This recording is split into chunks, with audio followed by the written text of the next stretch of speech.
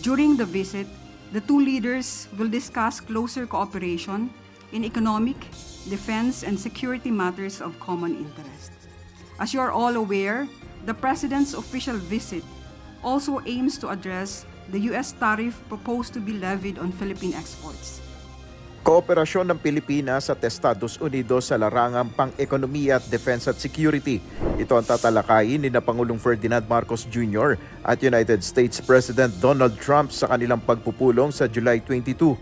Sa pagkikita ng dalawang world leaders, inaasahan naman na hindi maiiwasang matalakay ang issue sa West Philippine Sea.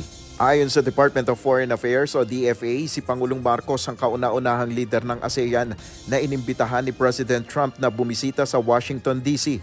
Sinabi ni DFA Office of American Affairs Assistant Secretary Raquel Solano, pagkakataon rin ito upang mapag-usapan ng dalawang leader ang ipinataw na reciprocal tariff ng US sa Pilipinas na 20%. And we hope, of course, to arrive at a bilateral trade agreement or a deal on reciprocal trade that is mutually acceptable, mutually beneficial for both our countries. Bukod sa bilateral meeting, makikipagpulong rin ng Pangulo sa ilang negosyante sa US. We are interested, of course, in getting these potential investors to invest here in the country. Ang official visit na ito ng Pangulo ay magaganap mula July 20 hanggang 22. Samantala, hindi makakasama sa biyahe ng Pangulo si First Lady Lisa Marcos.